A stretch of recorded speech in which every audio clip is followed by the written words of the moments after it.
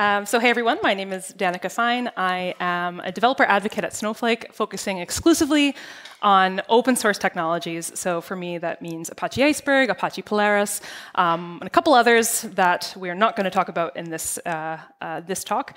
But this is, as was introduced, a fun IoT talk. So if you've seen any of my presentations before, I've dabbled in a couple projects in some IoT use cases just in the past couple of years alone. They're always kind of absurd, 100% overkill, but 200% fun, okay? So we're going to have a lot of fun here, and hopefully there's a lot of takeaways. So again, I have built a couple of IoT projects in the past and talked about them ad nauseum. So you might be thinking, if you've seen any of those, oh my goodness, another IoT talk. And the answer is yes, absolutely, because there's a reason, okay? And if you know anything about me, and even if you don't, I'm going to tell you that in order to build anything, I need to be sufficiently motivated with a reason. And so the reason for this one specifically was that over the past couple of years, I'm sure we've all had interesting working situations, right? Hybrid work, being at home. Even now, I'm partially remote, so I do spend some of my days every week at home. I do have an office in my house, but is it really an office? Because when my partner's home, you know, it's just like, okay, there are no boundaries. And so if I am on a call, if I'm in the middle of recording content, even if the door is closed, a head will peek in the middle of a call, and I'm like, why are you here? I am currently busy. And so I decided I needed a way to maintain this distraction-free environment. I needed a way to indicate to my partner, do not come into this room right now, I mean it. Yes, I could lock the door. So, see, 100% overkill, this talk. But even if I locked the door, he would knock. He'd probably be like, do you want a snack? Which is a real reason to want to come in. So anyway, I needed a way to indicate that, no, I am okay, I really mean it, do not come into this room, I am busy. And so that is an actual problem that I figured I could solve with a very real IoT project. And also, I just love to architect in a way that I can use as many open source technologies as possible, right? May as well make it fun, pull everything in. And honestly, I think that building projects at home, any sort of IoT projects, is a good way to upskill. And I firmly believe that any project that you build for yourself shouldn't just be for yourself. There should be some sort of extensible, you should be able to use that in a production system or and pull pieces from that for real life later on, okay? So that was motivating this project. Let's build an on-air sign with open source technologies. And so hopefully you can see that. That is a computer icon, sorry. So the bottom line is that I wanted a way to connect what was going on my computer. In this case, camera activity, right? Am I currently in the middle of recording some content? Or Zoom activity? Am I in the middle of a call? I wanted to connect that with some sort of indicator light, this on-air sign that we're going to build. And so ideally, I'm capturing this information from my computer in as close to real time as possible to turn that light on and off as close to real time as possible. And there are a lot of technologies that you can use to make this connection, right? A lot of messaging systems and queuing systems. But I'm going to choose Apache Kafka for this one. And I'm going to feed those camera and Zoom events into Kafka and let that sort of drive the on-air sign. And then, as I said, there are a lot of technologies that you can use to combine these components. But the bottom line, the reason that I wanted to use Kafka in here is really to get the persistence of that data. Because when you look at this system for driving that on-air sign, the reality is that the events from my computer are only useful within a couple seconds of them being created, right? But just because they're only useful in that moment for powering that light doesn't mean that I can't use that data for something else down the line. And so by persisting that data into Kafka, it means that I have the flexibility to do something else with that data later on. So in this case, I want to be able to do a little bit of stream processing and then write that data to Iceberg tables for long-term storage and to do some more analytics down the line. And I'm so sorry. I thought I was being so cool and mysterious having a dark background. So I hope you all can see this. So that was the overall plan for this project. So now let's get into what you're actually here for, which is building this physical system. And I'm going to assume that you're all here because you want to build this yourself. So I'm going to try to give you as much of the specifics of it as possible so that you can run home and do the same thing. So first up, most important thing, we need a Raspberry Pi. I've looked up all the components for this project, and technically you can do it with Arduino. I'm not the right person to ask about that, so sorry, you're on your own. So if you have a Raspberry Pi, 100% I'm helping you out here. Next thing, we need an LED matrix. This is going to serve as the on-air sign itself. So this is a 64 by 64 pixel RGB LED matrix. It's pretty rudimentary. It's literally just some pixels. I could have done something more impressive looking, but I wanted it to be kind of rudimentary and bare bones because I have some ideas around 3D printing some mount for it and having a little bit of fun with other projects on it. So this is what I opted for. And then finally, the 64 by 64 pixel matrix is kind of a lot of components to deal with on your own from a Raspberry Pi. And so we need a matrix hat to actually interface with that LED matrix. It also helps to provide additional power to that matrix. And so we need those. So this is sort of the, this is not an exhaustive list. Results may vary.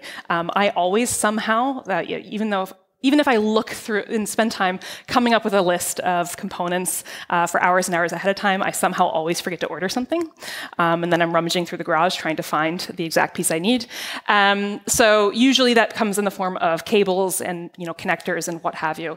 Thankfully, with the RGB matrix, it did come with all of the connectors I needed, and so that was a win. And so, yeah, if you're trying to do this on your own, whatever retailer you end up working with, I've checked a couple, they all seem to have all of the components that you actually need.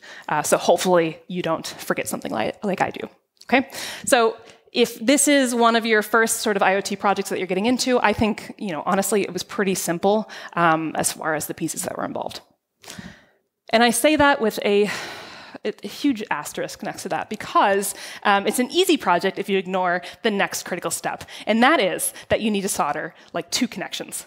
Okay, so if you don't have a soldering iron at home, this is a great opportunity for you to get one. Okay, it's going to open so many doors for you moving forward. I'm pretty sure you can get a soldering iron for like 15 euro. They're really not expensive at this point. So you should get one and practice your soldering. You are going to think your soldering is awful for a very long time. I still think mine's awful, but it's good to practice. Okay? So there is 1 or 2 little connections that you have to actually make with the soldering iron. Other than that, very simple and plug and play. And since I had the soldering iron out, I did end up soldering all of the connections, even the unnecessary ones, just for fun and to practice. And so this is my very messy workstation in the middle of it. Only like 3 of these things are actually useful for the project. But here's proof that I did it immediately post-soldering, plugged everything in, and was able to power it up. And again, I do think this was a pretty simple project to put together from the matrix standpoint. They have a repository with sort of a driver that you install on the Raspberry Pi. And the very, very convenient thing that they offer is it has a bunch of demos included. So I love IoT projects. They're very frustrating, though, because you have to make that shift from software to hardware. And when something goes wrong in software, it's like, OK, I can debug. Just add another print statement. It's going to be fine. And so when you go into hardware, it's no longer, OK, we just add another print statement. You have to ask yourself, did you solder that connection incorrectly? Is something not plugged in? Did I cut some wire? And so it's very nice to have something like this, like a built-in demo that tells you, OK, if I run this and it looks good, everything is fine. And I don't have to worry about that debugging later on. So it's very, very convenient to have that. So that was just the physical system. Bare bones, it isn't doing anything, but I know that it works. And so I did take that and I installed it temporarily, because remember, the point of this is for me to have this sign on the outside of my office door. But I just renovated my house. And so I am not yet ready to drill a bunch of holes in my hallway. We're getting there. Okay, my partner and I are deciding where to actually mount this thing, and that'll be coming in the next couple weeks, I hope. But for right now, this sign lives inside of my office, on my shelf. It looks very cool, though, okay? And the data will be useful beyond this actual use case, I promise. So for now, this is where it is. But let's actually, now that the physical system is set up, let's actually power this sign. And that means capturing events from my computer. And so we're going to bring Apache Kafka into the mix. So I did mention that Kafka is going to serve as sort of the messaging layer for this system. But before we get too far into it, I want to take a step back and make sure that everybody knows what Kafka is. How many of you have heard of Kafka or worked with it before? OK, cool. About half of you. OK. So Kafka, it is a distributed event streaming platform. And so in this case, we have events. This is the camera and meeting information on my computer. These events are going to be produced to and stored in specific partitions of a Kafka topic. So these are Kafka topic is just a data set, and they're stored by their ordered by their timestamps. Once the data is stored in these topics, any number of downstream consumers or applications can read that data from the Kafka topic in a way that doesn't affect any other downstream consumers. Okay? So essentially, Kafka allows us to build a decoupled pub sub system, but it also lets us build systems that can take advantage of the fact that every Kafka topic might have multiple partitions in it, and so we can parallelize the processing of the data from those multiple partitions of a given data set and scale out our applications down the line. Remember I said I like to build out systems that are productionalizable, they can be scaled out, real life, and Kafka is one of those things that you can scale this. How I've built it here and incorporated into this project can be scaled out and applied to a lot of different use cases. Okay? So Kafka, it is a distributed system, so you have to run a Kafka cluster somewhere. I'm so sorry. For at-home use cases, this might be pretty frustrating, but thankfully you can run an entire Kafka cluster in a bunch of Docker containers. So if you've got a machine lying around, you are free to run a Kafka cluster. Will it be that robust? No, but you can still use it, and I think that's worthwhile to have that skill set. You can also run a Kafka cluster on a couple Raspberry Pis. It's on my to-do list in the backlog, which I will show you later. If you're hands-off, you can use sort of a managed service like Confluent. They've got free trials. MSK, you could just launch it on EC2 or EC2S. So there's a bunch of different ways that you can take advantage of this. But hand-waving here, once you have a Kafka cluster running, you can start to produce events into that cluster. So I want to take a look at the topics that we'll be creating, the data sets that we want to actually build up in the events that we're generating. So first up, from the camera activity itself. So this is, is my camera on or off, right? And so this is a pretty basic schema that we're looking at. At what point did this event actually occur? What happened? Is the camera on or off? And where is it coming from? What application is actually using this camera? So I use my camera for Zoom meetings, Google Meet, Teams, but also using it for different recording software if I'm building out content and recording content. So I wanted to be able to have that extra application information in there for my analytics downstream. So that's our basic camera activity schema. And then we also have our Zoom activity. So I opted to make this specific to Zoom just because 99% of my work calls are on Zoom. I don't really use anything else. And so I figured I would specifically generate this data from my Zoom meetings as opposed to Meet or Teams. I could make this topic generic later on. If we decide to just never use Zoom again, I can change it and make it more flexible. Okay, so those are my two schema for my camera and Zoom activity. And so I'm going to create a corresponding Kafka topic for each of these data sets. And for now, just because I'm one person, there isn't a lot of events being generated to this. So I'm going to make this a single partition topic. And then we're going to set retention to be 1 week, just to kind of save space on the Kafka cluster. And this is something that you can change later on. You have the flexibility. Again, you can scale this out. If suddenly I have 45 users in my house and I want to scale this out, I can. All right. So we've created those Kafka topics, but now it's the fun part of actually figuring out where to get these events and put them into the Kafka topic. Okay. So for the camera activity, this was kind of fun because we all have our built-in webcam, right? The FaceTime HD or whatever it is on the MacBook. But I also have external cameras that I use for specific content. And so whatever solution I came up with for generating these events, I wanted to make sure that it could be extended across all of the different camera inputs that I might possibly have for my general day-to-day. All right. So in the end, I found out that I could leverage the built-in macOS log stream. How many of you have heard of that or used it? Wonderful, I'm teaching you something. This was super fun to find out. It's like, wow, what do you mean my MacBook has, unified telemetry and everything's just captured in one place? This is incredible. Okay, and so if you haven't used this before, they have built-in unified logging.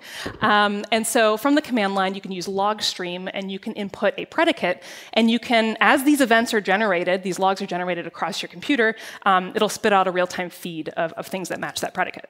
So it's really cool if you're debugging something, or in this case, you want to track your camera usage. All right? And so after a little bit of guessing and checking, I found out that every time a camera status changes, right, is a camera on or off, a specific log event will contain AV capture session, did start running or did stop running. Every time. How convenient. So I could put this in through the predicate, and suddenly I have a real-time feed of these events as they're being generated. Okay, so that's being spit out. So that's wonderful. That is on command line, though, and so I need to translate that into something useful and get that into Kafka for me. All right, so from here, after I figured out that log stream command, I could take that and execute it using subprocess. And so you can actually get an output of, actual stream output from subprocess.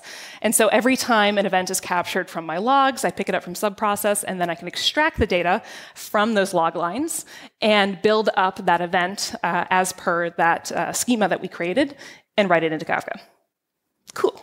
And those are actual events, right? Every time my camera status changes, it triggers this whole process. Okay? So we like that. We like when things are real and event-driven. But for the Zoom events, it is actually events. Okay? They're not true eventing when we get into capturing this data from Zoom. So I could not find an easy, clean way to generate these events from Zoom. As in, every time, I get onto a meeting, I wanted that data to be pushed to me. I couldn't find that. And so instead, I had to be a little bit proactive and actually fetch the data from Zoom and find a bit of a proxy for whether or not I was in a meeting. It's not fun. It's a little bit of a hack, but hacks work, right? So it does it. So I found out that in order to, as a proxy for whether or not I'm on a Zoom call, you can check how many ports Zoom currently has open. Wonderful. This does what I need it to do, okay? Is this event-driven? No. I have to manually execute this command in order to figure this out, all right? And so as sort of a hack, we just do it every second, and that's good enough. It's basically event-driven at that point. So basically the result of this, if it is 0, it means that, okay, Zoom could be launched, but you're definitely not in a meeting. Doesn't matter. Because I don't know about you, I have Zoom open. It's just on all day. It's just running in the background. I don't have any meetings open, but it's just on. If it's anything above 0, it means I'm in a meeting. Wonderful. Zoom is on or off. Incredible. So again, I'm running this every second. I'm going to do that within a loop and use subprocess, extract that value, and then produce it to Kafka using that schema. So is it a hack? Yes, but hacks work, and so it gets the job done. Okay. And so the next bit, definitely not glamorous, but we have to make this real, right? So the scripts that I wrote to actually capture these events and capture the status of Zoom, I don't want to have to log into my computer every time and manually start these scripts in order to generate this data. So I wanted to be able to schedule these from my Mac. And I'm an engineer. I've done a lot of task scheduling, but never have I done it on a Mac. Have any of you? No. See, I love this, that I get to teach you about your MacBook. And so you can do this. You take the script that you've written, so in this case, the camera monitor pi in that top one, and then you need to create a plist, a property list file. Okay? And so within this property list file, you can specify that we're going to keep this script alive. Okay, so as soon as you log in on your user, it's going to bring up that script and it's going to keep it alive even if it fails. Okay, so yes, you should have logging set up. Please set up logging. So some things to note here is that you need to set the proper permissions so that the script is actually executable by people not other than yourself, and that if you do have any relative paths defined within your script, so I don't know how you log or if there's any configuration files that you have involved, like I did, they all need to be absolute paths. Okay, no relative paths here. That will bite you. And so you can take that plist file, And we specified keep alive for this script. And so you need to store that in the launch agents directory of your MacBook. And then from there, you do that using launch control, additional built-in command, and then you use launch control to start it for the first time. Okay? And then from there, every time you log in on your user, these two scripts are going to be executed in the background. Wonderful. And so from there, when those two scripts are running, these events are now being propagated to my Kafka topic. Cool. So we have events. We're generating them, and now we need to connect it to the on-air sign to actually have it do what we want it to do. Okay? So we're going to write yet another Python script here. We're going to set up two different Kafka consumers to consume from each of the Zoom and camera activity topics. And so within each iteration of a while loop, I'm attempting to consume from these topics. I say attempt to consume because sometimes these events just aren't being generated, right? We're going to keep iterating and see if there's new stuff and move on if not, okay? So from each of those topics, we attempt to consume an event. We extract the relevant status from each of those events. So for Zoom, am I in a meeting? From the camera status, is the camera actually on?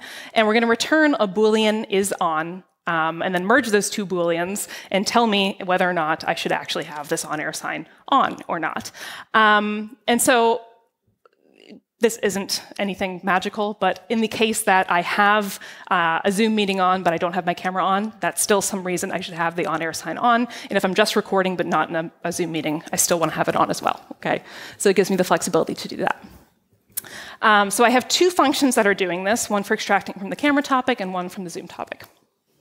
And from there, like I said, we combine those two Booleans and decide whether or not it should be on, and then we can actually drive the sign from the matrix standpoint. Not from this snippet, not currently in this snippet. I have some boilerplate code that I've hidden from you because it's very boring, but just setting up the LED matrix, preparing to actually display text on it. And so once I check the Booleans, then I can go ahead and manually display that text on there, on air if we need to, and otherwise it can be anything that I want running in the background. Okay? Something to keep in mind here, how many of you have dealt with UIs before, done some sort of front-end stuff? Not many, okay. If you ever have, you're just going to throw all of the knowledge that you have out the window, because when you're working with pixels, it's very different, and suddenly you take a lot of things for granted when you have to work at the pixel level. And so I know here that I'm just dealing with displaying two words. It should be simple, right? The number of times I had to count all of the pixels to figure out, okay, how do I center this? There is no notion of centering in this matrix, okay? You have to figure it out, and you're going to be frustrated every time. And then you actually have to clear the screen for the next iteration of it. It's very fun.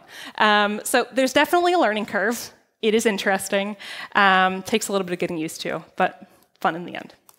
And so I know it is simple, but here's what it does. I know.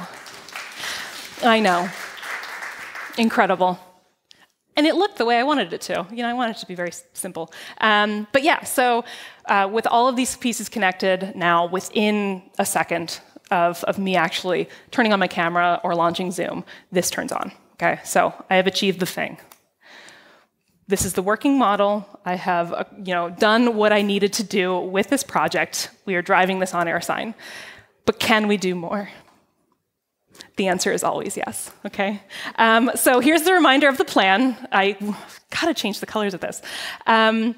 So we have our event-driven pipeline to drive this on-air sign, but we can make it more interesting, mostly because we inserted Kafka in here and we're persisting this data, so now I can do whatever I want with that data before the retention time passes, and we can do more interesting things, okay? So again, as a reminder, the events that I'm capturing are effectively useless as stream data after a couple seconds, right? If for some reason the on-air sign doesn't illuminate within a second or two, then I don't care, right? We need to move on. But that doesn't mean that that data isn't useful, all right? And so taking those events and aggregating them somewhere else downstream could be fun, okay? We're at least going to say fun. It's going to be fun, okay? And so we're going to use Apache Flink to offboard that data, and then we're going to store it in Apache Iceberg topics, or tables. Okay? So at this point, you might be asking yourself, okay, we built an on-air sign. It is event-driven. Why are we bothering with analytics at the end? That is a great question that I will answer with another question. How many of you use Google Calendar? Enough of you. That was everybody. OK. So you may not know about this fun, very stressful little feature that Google Calendar has built in. Time insights. Wow. OK. When you open your calendar, it's kind of hidden in a little thing. But it'll tell you how busy you are or how busy you're pretending to be based on how many meetings you're in. Okay? It's very stressful, and I found out that, yes, December is a very nice month, but the rest of them are awful as far as how many meetings I'm in all the time. But it's really cool. I think this is a useful feature. You know, it aggregates all of your meeting times. It shows you how long you're spending in calls, gives you a breakdown of the different types of calls you're on. It's pretty cool. There's a lot that it offers on there, so I would encourage you to check it out and maybe just collectively be sad with me about how many meetings we're in. But yeah, so since I'm already capturing the amount of time that I'm spending on calls, I figured this could be, I could recreate this feature for myself, right? And this is going to be more accurate because how many of us have calls that go over by 15 minutes all the time? And so it'll be good to actually capture the real amount of time that I've in meetings and see how that compares later on. Okay? And then as an added dimension, I have the camera data as well. So I can get an additional layer of insights on top of this. You know, how am I feeling this week? Because I was in 14 calls, but I only had my camera on 2 of them. You know, like it's going to be an additional angle that I can put in there, and also know when I'm just spending time recording content, right, irrespective of my meetings. So there's a lot that I could do here, but the first thing I have to do is offboard the data from Kafka. Okay, so we can get to the point where we can do this analysis. All right, so I did mention our goal is to put this data into Iceberg tables. How many of you have heard of Iceberg before? Yeah, it's the new hot thing, the new cool thing. So for those of you who didn't know about Apache Iceberg, just a quick sort of summary of it, it is an open table format. Okay, purpose-built to handle large-scale data sets in a data lake.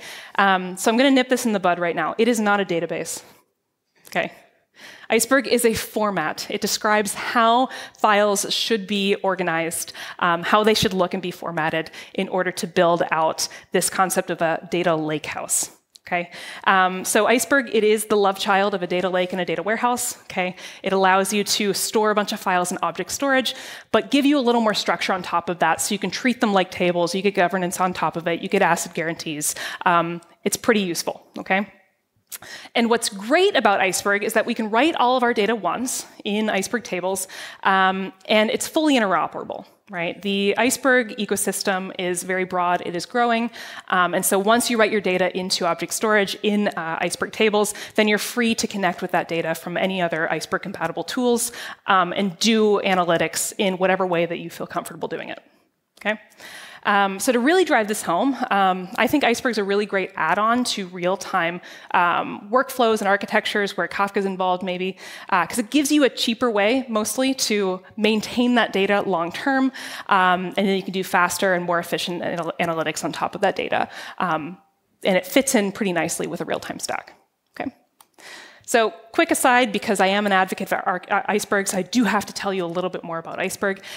So here's just an idea of Iceberg's architecture. So again, it's not a database in and of itself. Iceberg is a format. It is its metadata. Okay? So in order to give you the nice sort of like table format of the files in your data lake, it does that by adding a metadata layer that describes how, how to actually orient these files over time as that table evolves. Okay, so our data files are tracked by manifest files. They roll up to manifest lists. They roll up to metadata files. And basically, we're just tracking each iteration, each snapshot of that table as it evolves over time. And then we're also maintaining statistics. Okay, so for each data file, we know the max and min of every column that's stored within that data file, and we can use that. That rolls up to all of these metadata files, and we use that to our advantage when during query planning to effectively prune off data that we don't need for our queries. Okay, so Iceberg can be pretty efficient, even though it is in object storage, so it's pretty performant. And yeah, so Iceberg is its metadata. But there's one other thing, this is all well and good. There's one other thing that we need in order to make Iceberg behave more like a database, and that's where the catalog comes in. Okay? So the catalog maps table identifiers to the metadata file that we need for like the latest metadata file that contains the latest snapshots so that we can actually query against the most recent part of the table. Okay? Iceberg does not ship with its own catalog implementation, relies on other catalog implementations out there. It defines sort of a specification of how those catalogs should look. So for the purposes of this talk, we're going to be using Polaris, which is an Apache Polaris, which is an open source implementation of the Iceberg catalog. Okay. So we've seen at a high level what the key components of Iceberg are. We have our metadata layer, we have our catalog. But again, Iceberg is just a format for storing our data. Nothing more than that, but it doesn't mean it stops there, right? I mentioned the interoperability of Iceberg and how we can sort of like pick and choose what engines we use to actually analyze the data once it's stored there. And so Iceberg shipped has some built-in compute engines that it ships with Iceberg, with Flink and Spark available to use as compute engines. But then there's also, a pretty healthy ecosystem of vendors, open source and proprietary tools that you can use freely with your Iceberg tables. Okay? So you don't have to pick and choose up front. You have the flexibility to play around with what's the best tool for the job. Okay. So my goal is to move this data from Kafka to Iceberg. There are a couple options for you if you actually encounter this problem in real life or you're trying to build this as well. There are a couple different technologies that come to mind when you think about offboarding data from Kafka into Iceberg. And so the three main ones, you're going to use Spark, you're going to use Flink, or you're going to use Kafka Connect. Okay. The reason that these are going to be top of mind is just how they interact with Kafka and if they're, can handle streaming data. Okay. And so, yeah, I wanted to highlight, I'm not going to go into too much detail here, but I wanted to highlight some of the pros and cons, and if you were building out a production system, why you might want to choose one of these tools over the other to offboard that data.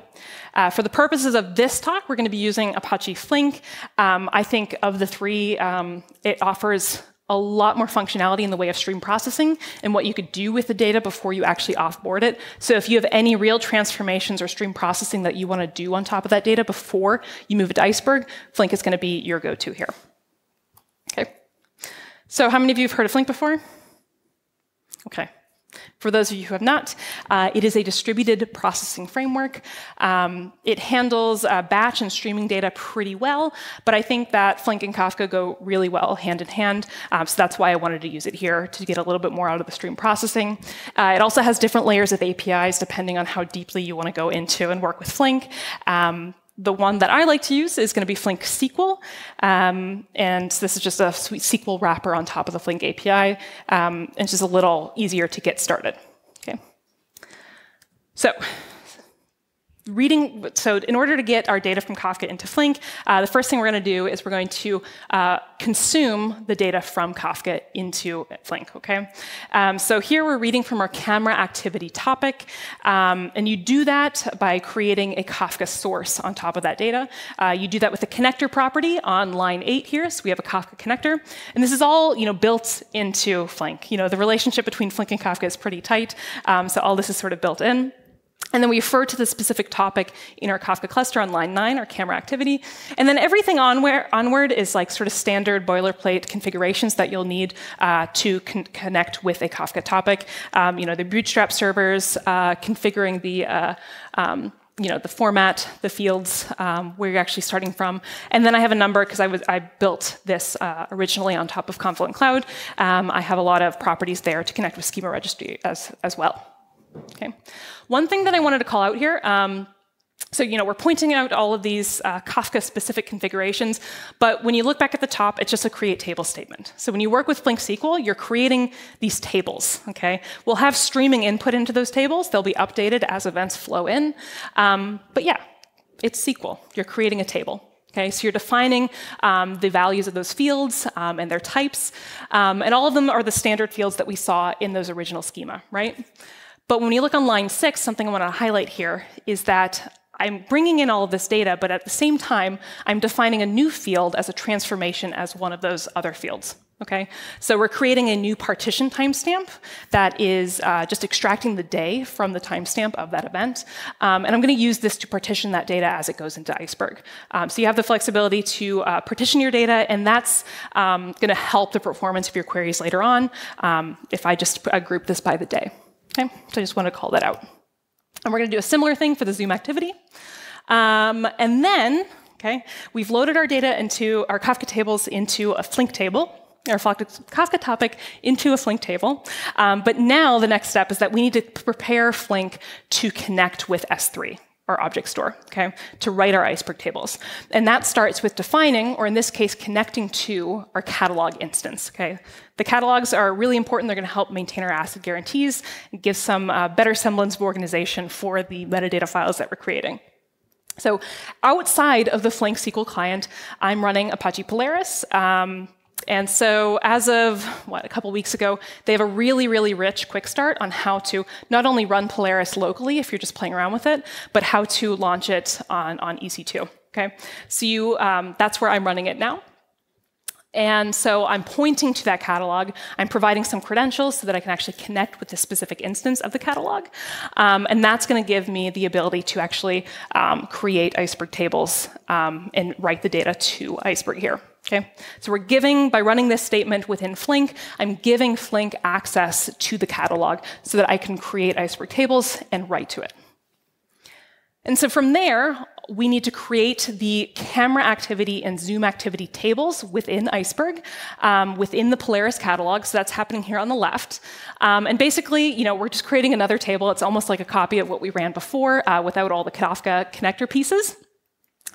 You'll see here that I'm on line 8 at the top. We're partitioning by that partition timestamp. I'm explicitly feeding that in, and I'm specifying the table format of this. Okay? So we're creating those tables, and then from there, once those tables are created, so now we have effectively 2 copies of tables within FlinkSQL. We have the incoming Kafka topic tables, and then we have the Iceberg tables that are available to us. And now we just need to do a select star and actually write that into the Iceberg tables. Okay? So this is just one instance of launching a FlinkSQL client and populating that data into Iceberg. But this is something that I run once a week and move all the data from Kafka into Iceberg. Okay, so there, just as proof, at one point, this is not very updated, at one point, yes, all of the data is being written to S3. It is there in Parquet files for me to then use. And so I know we're running out of time, and this is not going to be a very glamorous way to end, but I do need to wrap this up. I want you all to leave wanting a bit more, because ultimately, this is a project that you are going to do on your own, and I don't want to give away all the spoilers. So now that the data is in Iceberg, in those Iceberg tables, I can use any Iceberg-compatible compute engine to consume that data and do whatever I want with it. And to actually compute the time insights data that I was talking about is pretty straightforward, pretty simple. It's left as an exercise to the reader. Okay, but I've only started this project, I don't know, a month and a half ago or something. So there isn't a lot of interesting data that I've actually consumed into the Iceberg table. So really, I'm just building up a couple months of backlog so that I can get to some more interesting insights. But I'm excited to let it run. I'm excited to get to that point. And so to leave you wanting more, I wanted to give you an idea of some of the backlog of what I'm working through. And I do have all of this sort of available in the repository for you to take a look at. So you're welcome to add issues and complain to me about why I haven't done more. So my first goal, move everything into AWS because I want as much of this off of my computer as possible. So I've already productionalized Polaris. It's running on there. I'm in the process of moving my Kafka cluster off of free trials and into MSK, so we'll get there.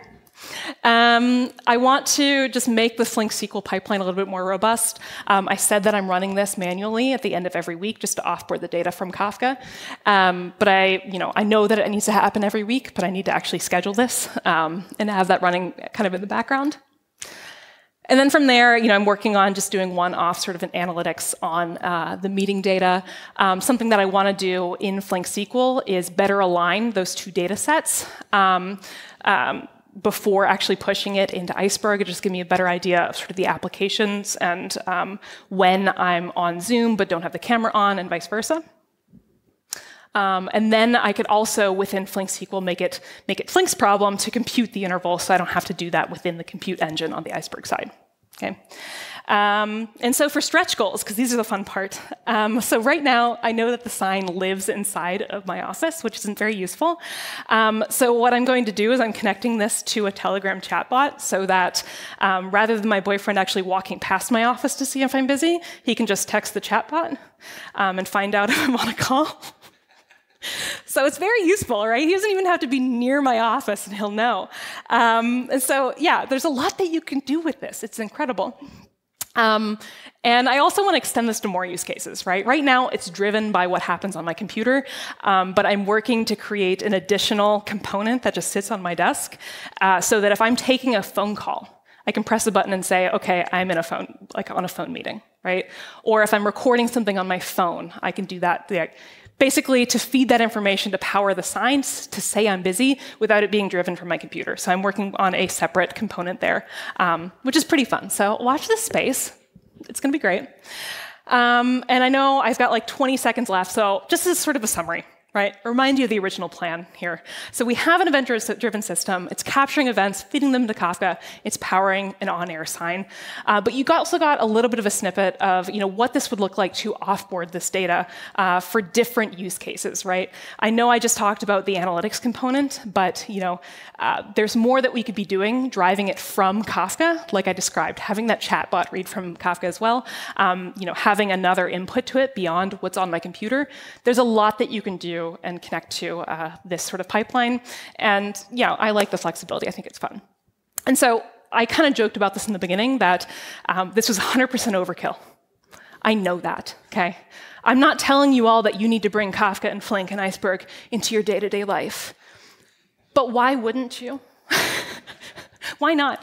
But seriously, though, I think that being aware of this sort of tech stack and how these technologies play with each other and interact with each other is really, really valuable outside of some, and this isn't a toy use case. I know that it's kind of like forced in there. It's overkill. But I wouldn't call this a toy use case. This is an actual, this could be a production level system. Okay. So knowing about these technologies and playing around with them for your own sort of fun purposes is actually very valuable upskilling and something that will teach you a lot about some real life architectures. Okay, so I would encourage you to play around with it, and let me know if you do. I've put all this on a repository so you can play around with it on your own, and bug me about new features that I should add. So with that, here's my link tree. Take a look. I have a lot of resources there, including this repository, and more on Iceberg, more on Kafka, more on Polaris. So I encourage you to check it out. And thank you. Thank you very much for that fun and insightful talk. Unfortunately, there is no more time for Q&A now, because every second was stuffed with information. So sorry. So you said you will be around on conference, so please go find her. Also grab some of her colorful stickers that she has put out there. And then have a nice break, and we'll be back here shortly with another talk. Thank you. I do have stickers for every technology that we talked about today, OK? So get all of them, and let me know if any of them run out. I have more. So thank you.